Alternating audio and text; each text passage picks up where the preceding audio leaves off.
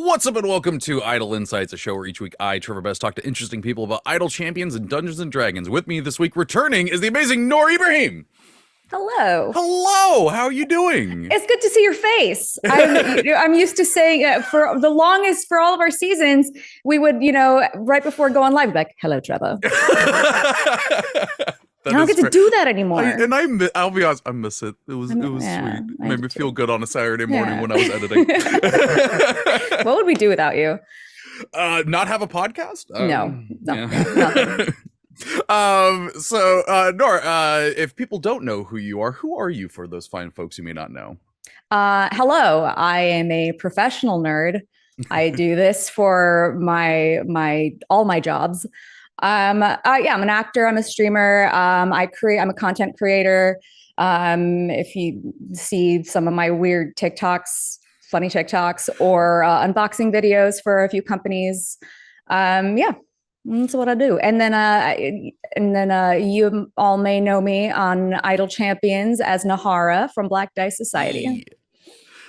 You mentioned your TikToks, folks in the chat right now. If you, on YouTube later, even if you have not seen Nora's TikToks, go see that Twitter handle down there. Go there and immediately look at the pinned one. That's my handle across all boards. Yeah. So if you can go into TikTok and see them there. Okay, yeah. But absolutely go check those out because they're fantastic and I love them. And I show them those. I mean, I'm down for that because those are ridiculously funny. I literally stopped a birthday that I was having to be like, everyone shut up and watch this. Oh my God. That makes me happy.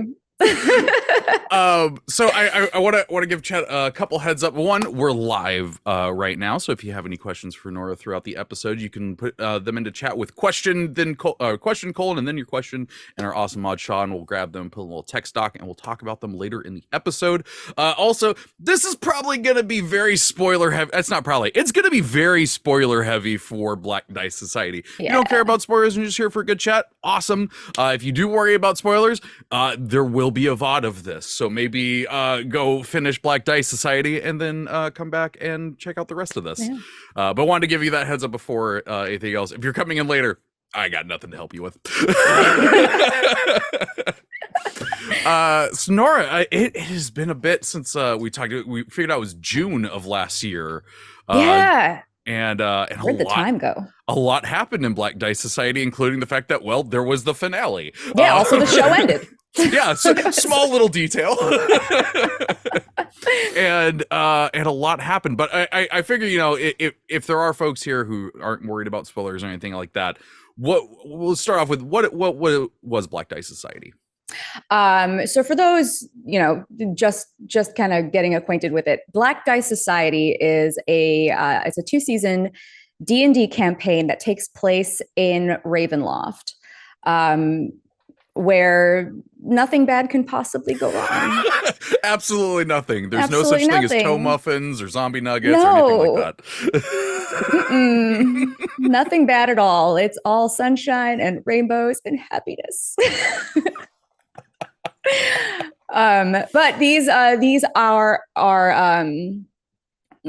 6 adventurers who were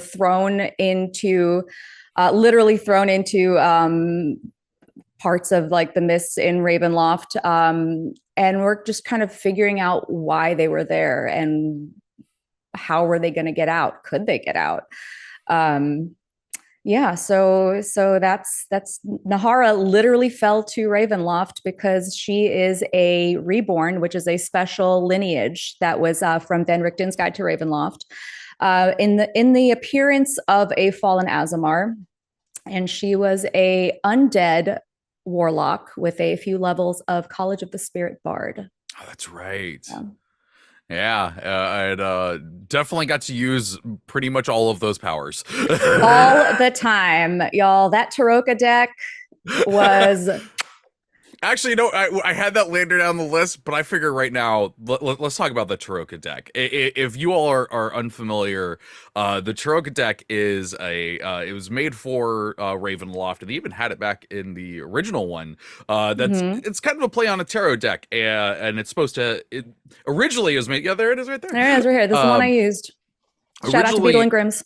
Yeah, originally it was made to like kind of like switch up how the Curse of Strahd campaign goes, drawing cards to like change up where like the symbol of Ravenkind is and where your ally or who your ally might be and stuff like that. Mhm. But also there was a way to pull it to kind of do readings like a tarot deck. How did that go in Black Dice Society? Listen,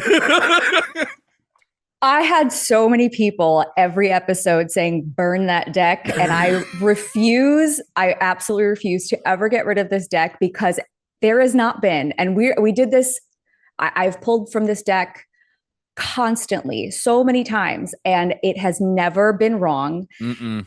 And you can watch those episodes and you see it on B Dave's face the second that card is pulled, how accurate it is. And like to the point where like at some point he's just like he left his office. Literally his soul left his body at some point after he's like, I'm done. and I will vouch. I will say this. I know the 100% because there were people who were like, this has to be scripted, stuff like that. I know it's not, because the times where I was editing the show and it would go past where y'all on the break, someone immediately go, what the freaking heck? Yes. Yeah. And like, I actually made it a point to not ever look up or have on hand. I've never had what the cards mean. Mm-hmm. Like, so there's a little thing, like a guide that you could find in the book that tells you what each card means. And I specifically did not look it up because I didn't want to be like, oh, she specifically picked that card out. So it got to the point where like very, very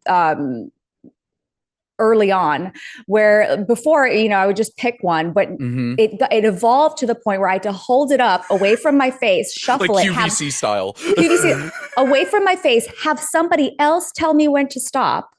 And that's the card that I would just immediately hold out and read up in front of it. And it was still accurate every single time till the very last episode, because there was a Tarokka deck pull on screen, and then there was one off screen before the episode even started, while we were waiting when we were waiting to start. That's right. Yeah. Oh god.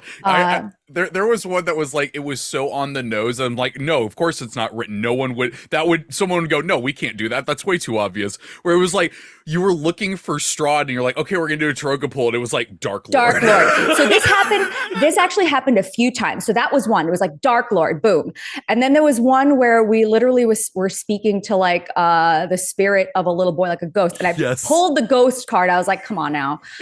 And then like a few where it was just like too on the nose for it to be like, for me to ever do that on purpose. Because if I would never, like, come on. Again, too on the nose. Yep. Yeah. But I will tell you this is not the card. I was just shuffling the deck. We were getting ready.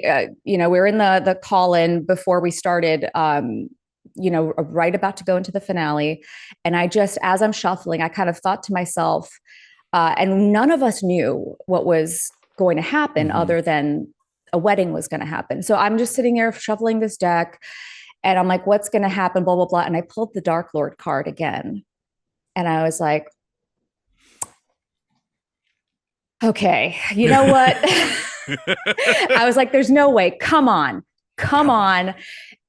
Because we said we were going to be spoilers, because now we killed Hazel and Rex the episode before. I'm like, he's not coming back. Strahd is dead. Aslan is dead. Everyone's gone. Godbraid dead. Everybody gone. We're having a wedding. It's going to be a good time. Nothing's going to ruin my I was Bridezilla before I was here. I was like, nothing's going to ruin my wedding day. God. That's the next Idol Champion skip. We got to Bridezilla Nahara. Bridezilla Nahara. We should see it. Like, do we have are they seeing it right? I don't know if they're seeing it right now. It's such a cute little, like. Or can we get the blushing bride? There we go. Look how cute she is. There's just a little smile on her face, little pep in her step, little butterflies. So then we take that one, sparkly. But she's just shooting eldritch blasts everywhere. Just don't ruin my wedding day. I'm here for it. Let's lean into that. That's fantastic. Yeah, those Tarokka deck pulls were something else, and like, I we talked before the show about you play Nahara in like one shots and everything, and I 100% think keep that deck, keep using it there and everything. But I think if you ever get to a point where you're like, okay, I'm retiring Nahara, you got to get that deck frame like just spread out. Honestly, like this has been the craziest. I love props. I'm a prop person, and you see that with Nahara. You see it in all my games. But Nahara especially had like a lot. The only thing I regret not having was an actual brain in a jar for Stuart. What a I think if I ever, but you know what? There's one shot still. Maybe that'll still happen. Always room. But yeah, this deck, man. I don't know if I could ever fully retire this card or retire Nahara as a character. I just love playing her so much. Oh yeah. Like this is a far flung future. This is way down the line. This is way But yeah, that deck, so many good times, man. But I definitely want to run over a few of the things that happen in Black Dice Society, because like we don't know what's going on down the line. We don't know. We might have more people on to talk about skins or updates or anything like that. Yeah. But on the books right now, this is the last Black Dice Society like idle insights. And so I figure we got to talk about what happened on Black Dice Society. Let's spill all the tea. We're going to talk about all of it. Yeah. We're going to spoil everything for you. So, like, I want to kind of pick up from like where we were talking last time. Granted, we didn't do spoilers then, but I figure that was kind of a good point in time. So Nahara found out that she was Tatiana. Yes, and for those, we also have a Tatiana in our our party. So not that Tatiana. We didn't figure out we're the same person. So Nahara finds out that she is Tatiana from the Curse of Strahd campaign. That Tatiana, which is I'm just going to spoil it for everybody. Tatiana was the love interest who was going to marry Strahd's brother. And then Strahd ends up, on their wedding day, like killing his brother. She falls out the window, she jumps out the window, or falls to her, like just to her. Also, I'm sorry, I should have done a trigger warning for that. But she, does not end well for her. So she finds out that she's that Tatiana, and that is why Strahd is so adamant in our campaign, like why he's so obsessed with Nahara and like is trying to get her back in his clutches. Which, by the way, if you listen to the very last few moments of the finale, can Strahd ever die? Does a Dark Lord ever die? It's a good question. It's a good question. Who knows? Yeah. Jason Carl's still kicking around, Yeah. We're just ruining everything for everybody today. We're just going to tell them, maybe I don't want to play that campaign anymore because I just told you the worst part of it. Here's the thing. Curse of Strahd is one of the best campaigns that I've ever run, and it is the #1 campaign I would run again, like in a heartbeat, and also be a player and be like, nope, I know everything, but I'm just gonna take it all in my brain and enjoy this terribleness of awesome. It's my favorite one that I've played. I've played it 3 times.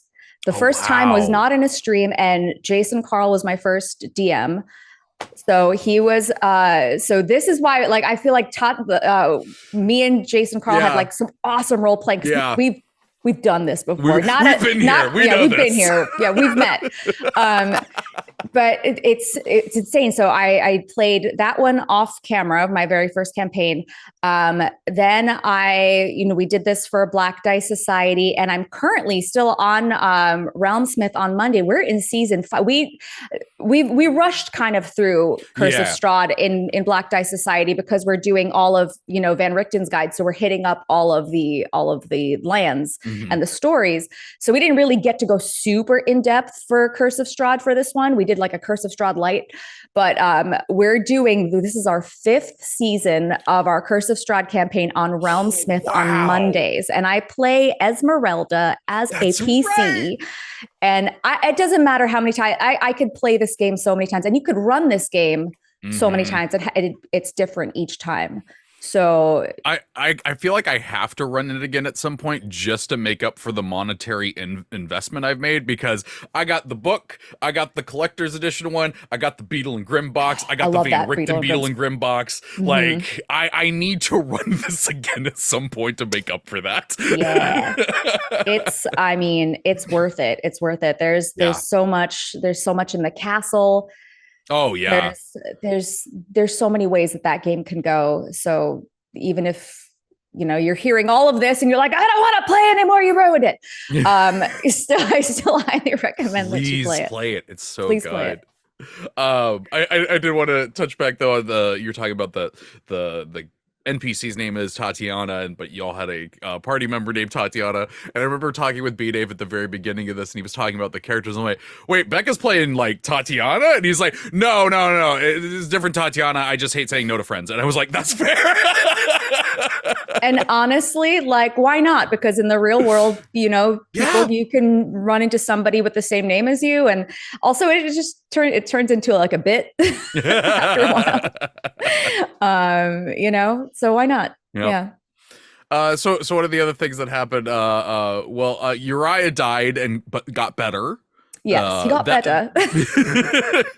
But that had to, because that was when y'all were like in the romance part, and I know. Yeah. Just straight up died. And we're left we did have there was some character, like in character, not with between players, of whether we're going to resurrect Uriah, because obviously we are. Yeah. But I mean, or we couldn't have if we wanted to go a different route. But why at this point? We had a lot of character like discussion of like, is this the right thing to do? And there was a moment before he like kicked the bucket where like we asked him like, because there was like a high risk of what we were about to do in that campaign, and we knew that the consequence of which like he could possibly die. And should that happen, do you want us to bring you back? And so it was very important that we were like had that consent kind of in the game by the character, so that like we had a clear motivation for what our reaction to that would be, which was to bring him back, obviously. Yeah. But those are great conversations to have, like not even as a show, just as a TTRPG game in general. That is good things to discuss and know. I'm going to start having characters for like wills for all my characters. Like, just should anything happen to my character, this is who gets my stuff, who gets all my magic items. I think I've only written a character will once, but it was just out of spite, where it essentially said, yeah, when I die, anyone can take anything they want except for this person. They get nothing. It's fair. Yep. Fair and valid. And then well, actually that's a good point to talk about this, and I talked about it briefly with Mark last week about the romance that did pop up between Nahara and Uriah, and that, from what you were telling me earlier, that was not a planned thing. That just kind of happened. That was not planned at all. It just kind of happened organically, and usually for like there's kind of questionnaires of consent and like what you're comfortable with and what you're not, that you should do with all of your players before you start a campaign. And usually one of those questions is like, romance between players. How comfortable are you with this? How comfortable are you with that? But in this case, it kind of just happened on its own. And I think we both were just kind of okay with it, because they're both such sweet, innocent characters that like, there what really could happen that would be like uncomfortable. Like, there was nothing like, because I'm not a huge fan of having like really explicit like romances especially on a stream. I don't know, it's kind of weird. I don't know, really not my thing. But they're just so sweet and innocent. Like, how could you not? How that whole thing started was super early on in the series, where because Nahara is a reborn, she doesn't sleep. And Uriah was the first person that she encountered. And there was just one thing that I just did it as a bit. I just thought it would be funny to have Nahara, like he wakes up and Nahara's just like looming over him. Yeah. um just very and just create a very like awkward moment. And I think it was like later on where I think Becca as Tatiana was kind of like, with her, like, hey, what was that all about? And as her character, I was like, oh, what, nothing. Why did you say anything? And it just kind of like turned into this whole. So it was lovely actually as an actor and as a role player, as a gamer, to just kind of have that develop organically and have like an entire love story happen from start to finish. Mm-hmm. Um, Who would have guessed that in a game where at the beginning B-Day it was like, this is a horror themed show. Yeah. And it's literally weddings and love stories. And also a lot of weird Nahara love triangles. For as much as she is like so devoted to Uriah, she's had this weird thing with Strahd, this weird thing with Azalin, and just a strange love pentagon. Pentagon. I actually the part you're talking about there though, like the part where Strahd shows up and he's just like, come away with me, and Uriah's there. Like, I remember editing that part and just being like, this is what I signed up for. And like I know, and obviously like I've played Curse of Strahd before, but I had to react from fresh eyes. And for Nahara, who has so many lives, and the whole point, she drops onto the planet not remembering anything, and her whole main goal in this entire campaign was to remember her lives. Mm-hmm. Why is she here? And so if Strahd's sitting there telling her like, you are the love of my life, there was a very like there was a moment where Nahara very honestly was like, was this my partner? Did we have a relationship? Is this this is directly conflicting with, or the relationship she's in now, until she finds out like what Strahd was really all about. She actually remembers. But there is, that very honest moment of like, what do I do now if what he's saying is true? Yeah. That was a heck of an episode. Yeah. Heck of an episode. That was one of my favorites. Yeah. Yeah. And then later on down the road, there was the proposal, which is why we have the blushing bride skin in game. Now was that a planned thing, a plot point for that episode, or did Mark just be like, you know what, now's the time? You know what, you'd have to ask Mark that, because what I knew about the engagement is like, I wouldn't know when it would happen, so that I would have the reaction would be real. Oh, I like that. I'm pretty sure that they must have. The only person I think in our cast who truly knew behind the scenes what was going on was Mark, because of he played Azalin, and there are a lot of major plot points that he obviously had to be in on with B-Dave. But no, Nahara and I myself had no idea until it happened. Yeah. That's pretty cool, but I do like that there was conversation that that was going to happen at some point. It was just the win. Again, that's just it's good to have conversations at your table, folks. That's what I'm trying to get at. Very much so. Very much so. It's very important to check in even just between each episode, even during break, live. Sometime we'd be live, and I still do this in our Zoom chat, hey, was that okay? Are you okay if I do this, or if my character and your character, it's important to do things like that, just so that you're on the same page, and that you're not stepping on somebody's toes, or hurting somebody's feelings, or causing any weird stress or distress to somebody. 100%. Yeah. But I did love those surprise moments. We obviously knew it was coming, because there were scenes where he had picked out the ring, and he talks to Tatiana, and he tells the one person that it'd be so hard for them not to say anything, which I absolutely that's the loved. best one, right? Yes. Yeah. If you're gonna tell anyone in the plot something time sensitive, you tell the person that's hard to keep a secret, because that's just funny. Yes. Yeah.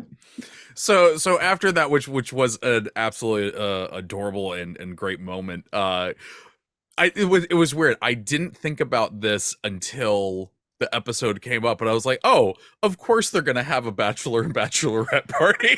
See, I didn't know that was coming. We didn't know, or I didn't know what that episode was going to be the next week. But of course, they planned it. And of course, it's the most black dice sort of like chaotic.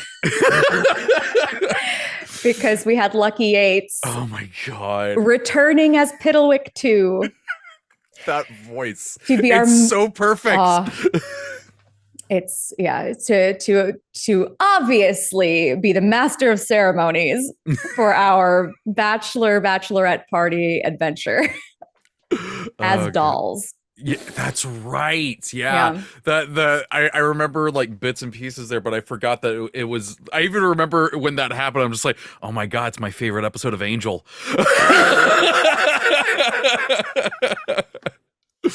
Yeah, that was ridiculous. But man, yeah, Lucky Yates playing Piddlewick. I'm a huge Archer fan. Yeah. So I was like, we're doing what now? We're getting who to be what? And he made his own puppet. Oh God. Yeah. And the funny thing is, because I had only edited it, it wasn't until I went back a bit later, I didn't know that he was doing the puppeting the whole time. Like, I didn't realize there was a whole Zoom window for Lucky to have the puppets. Yeah. Oh, man. And it was just so hard for any of us to just keep a straight face during that. Yeah. And that was kind of like, that was kind of funny because, like, I know B-Dave was just like, okay, this is going to be like a horror theme, though. We got to keep it, like, serious or whatever. And then he invites Lucky Yates onto the show. Here's the thing. It's a horror campaign. You set the tone for horror, but you can't be so like serious, and you need some sort of like moments that release that kind of tension that you have. Otherwise, it's just going to be like a soul-sucking experience. Yeah, you got to have those moments of lightheartedness to just kind of break up the overall theme of your show or your campaign. Yeah. Like, I don't think I could be on a show like that unless it was edited. Like, if it was an edited show where we get to, like, have a couple takes and I can get those laughs out, I'd be fine. If doing it live, abysmal. I would not be able to do it. I did make Lucky break once. I made him laugh once, and I like a break character. And that's right. Yes, I won. I was like, I got him.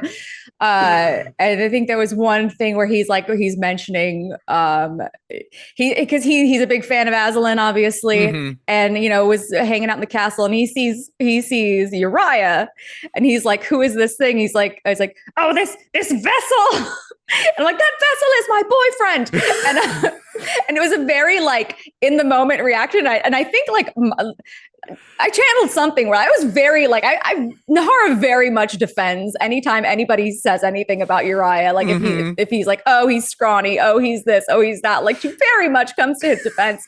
And so she very strongly came to his defense. And I don't think he was expecting that, because he just kind of like took a second and was like trying to talk through that moment. And I remember that one time purely because it was one of the times that I just kept the silence because it was Lucky losing it. Like, most of the time I'd go through it, I'd shorten those silences, but that one, I left that one there. Yeah. And he really, to his credit, because he's brilliant, he really used it as like a genuine reaction. Like, wait, this guy is your boyfriend. So he played it off very well. But man, that reaction was so great. Oh God, it was one of like anytime we get an episode with Lucky or we get an episode with Jason Carl in it, is like easily will be like in my top. Yeah, looking back. Absolutely. I'm going to take a quick break here to let folks know we're going to be doing a giveaway here in the chat in a few moments. Sean is going to put in a keyword for y'all to put it in as is, and you'll be entered for a chance to win 42 chests of your choice in Idle Champions, excluding Bahamut chests. There it is right now, though. There's time delays and all of that fun stuff. Tarokka is the entry word. Well done. Nice. Thank you, Sean. So yeah, fill the chat with all of that, and then once that's done, you can put some questions in there. So I mean, we'd be remiss if we didn't talk about the wedding when we're here to talk about the blushing bride skin. Yes. So how did the wedding go? The wedding was great. It was the reception that sucked. It was First of all, I had to tell everybody that we didn't know what was going to happen at all. All that we were told by B Dave to both me and Mark was like, hey, if you want to write your own vows, write your own vows. And we did. Oh, I didn't know that. Yes. Yeah, we did write our own vows, which like I usually cringe at that moment of somebody's wedding. We're like, we wrote our own vows, and it's like 30 minutes long. Nobody wants a 30-minute long ceremony where you're just exchanging vows. Keep it short and sweet. But we did. It was a very, actually, it was a very sweet moment. I did write vows. I wanted to do a little callback to the very first episode, which I did.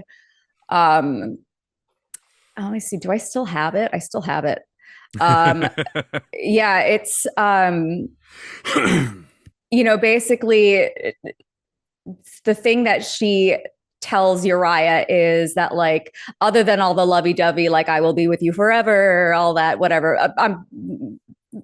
Translate that however you want, and that's basically the gist of it. But she tells him that one of the things that she loves about him is that he always sees the good in people, and he saw the good in her when sometimes other people didn't. Because let me tell you, like, Nahara's done, if anybody sees Body Taker Plant Nahara, like, Nahara's done she's made some bad choices in life and in her current life. But I've always seen Nahara and Uriah's love story as kind of like her redemption from going straight into, like, she just popped in revenge mode, and kind of like learns, it's a very redeeming story for her, and she kind of like learns to let go of the revenge and kind of like accept what her life is, and instead of like looking back to like what is the things that happened to me, looks forward to like, this is what I want in my life now, and this is the person that I'm meant to be with. So it was a very touching moment. Yeah. We didn't know, and it was funny because we didn't know about how the ceremony was gonna. Like, B Dave had the whole like thing written out, and we had no idea what was going on. So we had those like cute little moments as like Nahara and Uriah, where we're like, oh, we do what now? Did we do? Oh, I'm sorry, we don't do that yet. Or like, and that was a very real, like, that was us just kind of playing off like, oh, we weren't supposed to talk yet, or like, we're not to that part yet.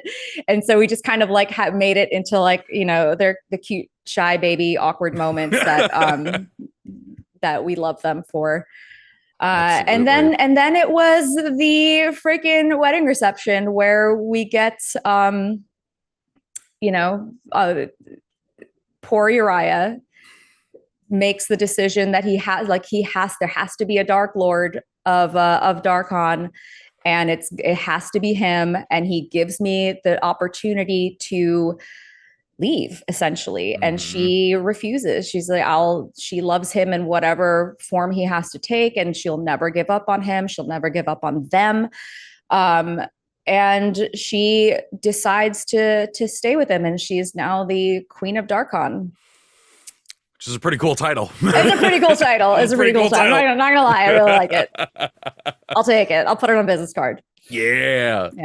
No, I absolutely love the symmetry of Black Dice Society, for the fact that the first canon episode and the last episode both have weddings in it. Yeah, we started with a wedding, we ended with a wedding. I love that so much. Like, don't get me wrong, I love the Gary Con 0.5 episodes, fantastic. Yes. But I still love the fact that episode 1 and the finale, they both got weddings in there. And we didn't know, I didn't know, maybe Mark or there was a point where we knew that we weren't going to go on to a season 3. We were all just kind of like, well, how would you, and he would ask each one of us, like, how would you see, the show wrapped up. And I know me and Jason Carl were like, listen, I love symmetry in a story. We started with a wedding. How about we end with a wedding? But it wasn't guaranteed. And we didn't know until like the very last 5 episodes, maybe, that like there would be a wedding. And we didn't even know if there was a wedding that it would be the final episode either. Yeah. So it was, but I was very happy because I don't care. I got what I wanted. Heck yeah. I love that.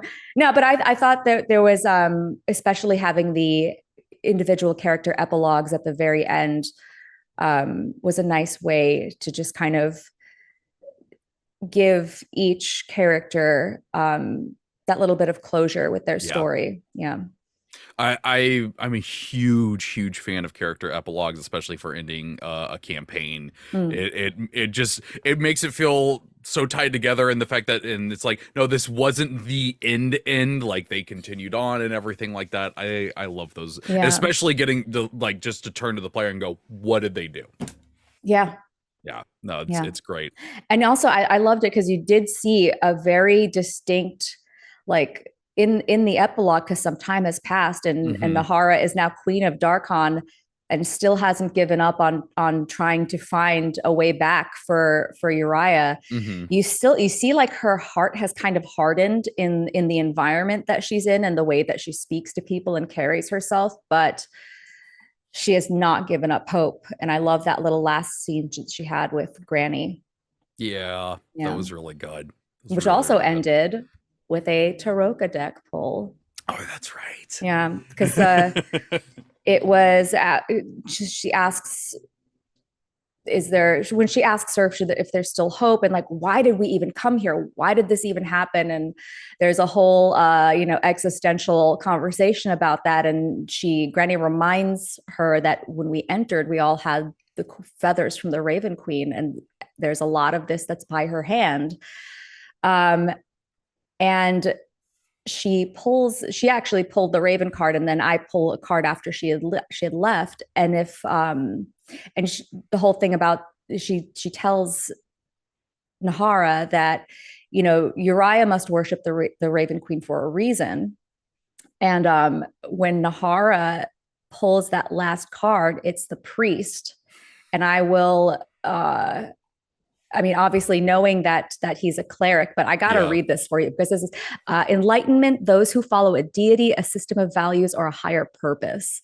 And that was the very last card. And it's like, I just got chills, like just reading that again, for how like it all tied up. And if you recall, there was a Patreon episode that was the Raven Queen and Uriah, which we didn't plan this part out of it, or any part of it at all. I didn't. But there was a scene in that Patreon episode there's a scene between the Raven Queen and Aslan Rex.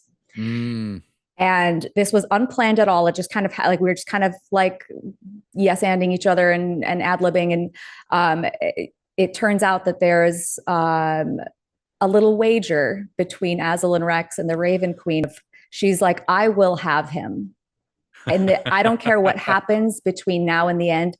At the end, I will have him. And so it's crazy to think like how everything, and I didn't know like what was going to happen at the end. That was a while ago, before the finale. So it's crazy to see how it all tied up in like this nice little bow, and the things that we did from the very first episode or somewhere through, like definitely had consequences and shaped the way that things turned out at the end. And it's, I still get chills just thinking about them. I mean, I'm not just saying this because I know y'all and I worked on the show, that there's literally not another show like Black Die Society for how everything played out. Like, it is one of the most unique actual plays that I have had the pleasure of listening to. Oh. And actually, though, you brought up something that I'm going to bring Cassie's 335 question in, which is, what was it like playing the Raven Queen, especially when when it would usually be played by B-Dave? So the Raven Queen has a very special place in my heart, because very early on, when I maybe was only on 1 or 2 streams, I was the Raven Queen for Halloween once. And I just always I loved the character. And so there was a photo of me like on my Instagram still of like my very first, there's a photo of me as the Raven Queen. And to see like the glow up of the Raven Queen happen, because I did a different photo shoot. So it was very special for me to play her. And it's very fun to kind of, I got a little small taste of what Mark Meer does so well on the show between how he plays like 3 different characters. Yeah. So it was nice to be able to play not only the Raven Queen, but add an aspect to the weird dynamics and relationships between the characters, because, you know, Nahara romantically loves Uriah, and to play the Raven Queen, who has the relationship of a deity and a worshiper, is also an interesting contrast. So it was nice to kind of play around with both of those. I love that. Yeah, that I need to see the glow up there. I need to go back and see what you did back in the day for Raven Queen. It's still cool. It's still a cool. Oh, I'm photo, sure it is. Like, I've seen your work. You're fantastic.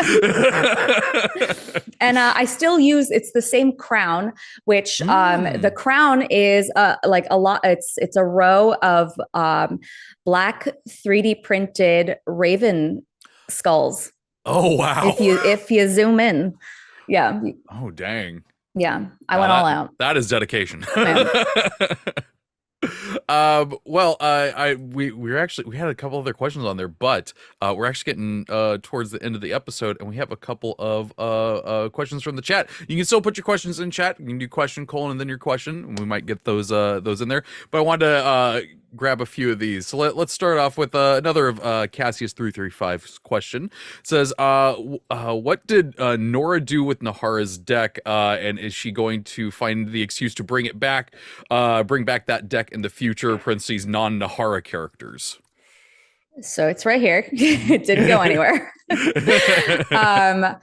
I still play Nahara in one-shots when I get an opportunity, and it kind of fits within a story. So I still will use it for those games. And as far as using it for another character, I'm not sure. I think I have like a very special relationship with this character with her using it.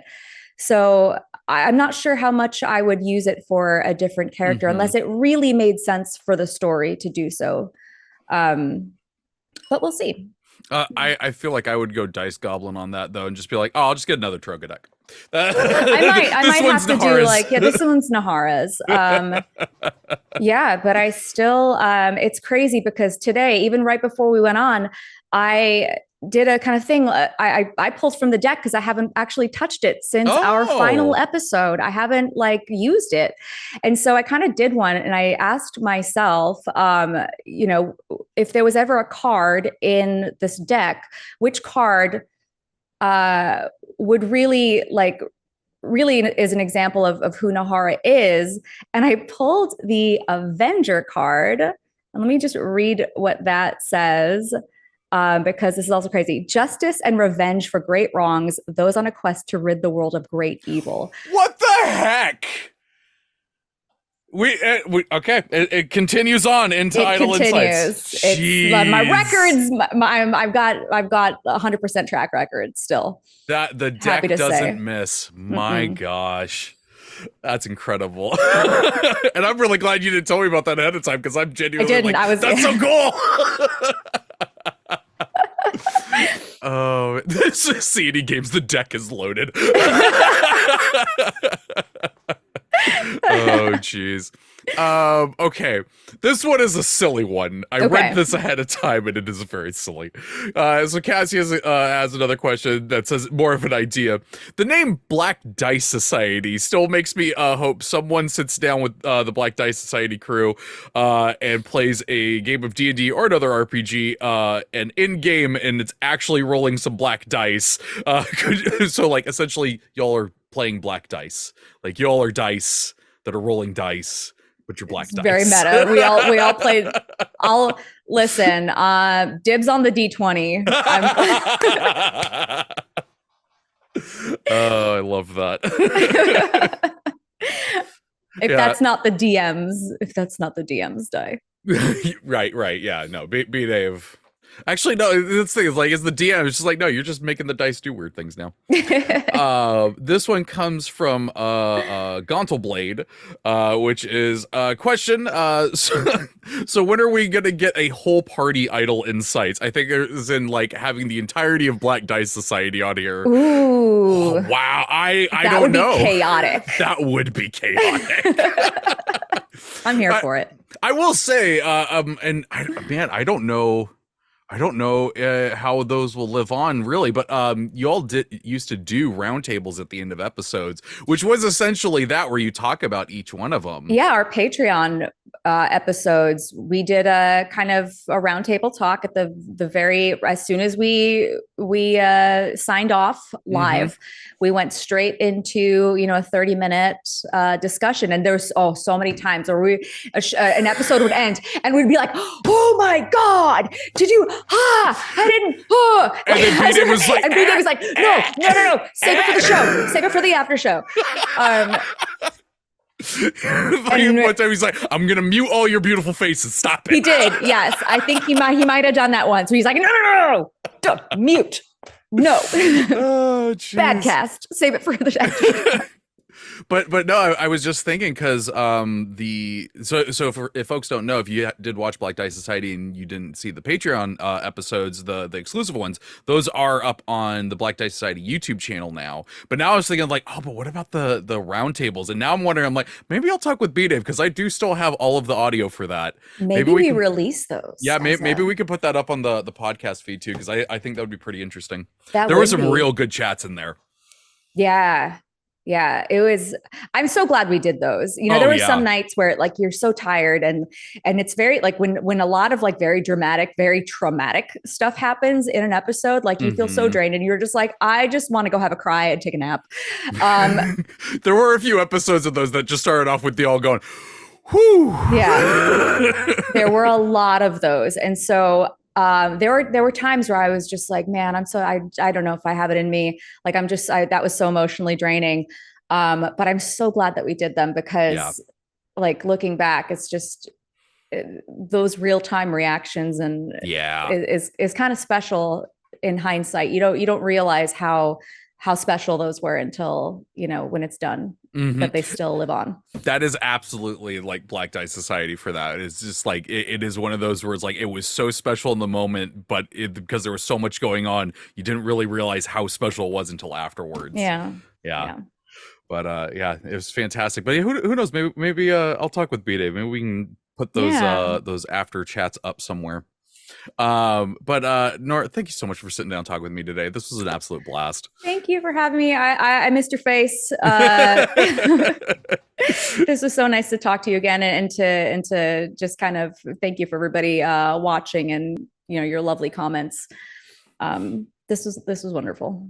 And be sure to get the blushing bride skin in game right now. There it is. Look at her. Yeah, look at her. She's so cute. And I'm gonna point it out, because I said I might forget. They changed her mouth just a little bit so that she's smiling when she's in her brow. Yes, it's so cute. I did ask for, like, can we just make her smile a little bit, just a little moment of happiness before it all goes to pieces. Let her be happy. If people want to find you and what you do on the interwebs, where could they do so? My handle's right below. At Neurological is my across the board. That's where you could find me. Currently, you could find me on Mondays on Realm Smith for Into the Mist. That is our Curse of Strahd campaign, when I play Esmeralda as a NPC, or as a PC, sorry. And then there are a couple of things that are going to be returning this year. There's going to be season 2 of our Masks of Nyarlathotep Call of Cthulhu campaign, which is freaking amazing. Season 1 is in VODs. You could watch it on the Glass Cannon, but we're coming back for a season 2, because this is a long one. This is a long haul. And it is I love this freaking campaign. So please go check that out. And we will. I'm not sure when we're coming back right now to called, go subscribe. Yeah, it's called Time for Chaos on the Glass Cannon. So that's going to be coming back, and then New York by Night is going to be coming back for season 3. I sometime this year. I'm just not sure when, but be on the lookout. And other than that, I'm just sitting there making content still, and hopefully we'll be on some new stuff. Yeah. We'll see. Yeah. I do want to point this out. I don't know if there's a VOD of it, but you did recently do a charity stream with the best outfits on any stream ever. Our Golden Girls themed one shot was freaking amazing. That was incredible. I've got like goldfish brain right now as far as like where that VOD. I don't think that VOD is up yet. Okay. I don't think it's up yet. Okay, yeah, we'll look into that. Maybe we can maybe it'll be up there at some point. But yeah, all of the posts y'all were doing in character in the outfits, fantastic. Oh my, what a brilliant idea! I love that. I brought her. That wasn't the first time I've played her. For those of you who don't know, I played Agnes Bumbles. Agnes Bumbles is an old lady. We all played old ladies, and it was a take on a Call of Cthulhu character I played one time called Zelda the Magnificent. Yes! And then I made her into a D&D character, and she's officially now she is a hexblood. She's a hexblood warlock. Oh my god! Yeah. She makes love potions. She's a fortune teller. Everything about this is perfect. Everything about this is perfect. Oh my gosh. Okay, well, we got to get going for Dev Insights coming up after this. But Noura, again, thank you so much for sitting down with me today. This is an absolute blast. I hope we get to talk again soon. Me too. Thank you for having me. All right, folks, that's going to do it for this week's episode of Idle Insights. Until next week, take care of yourself.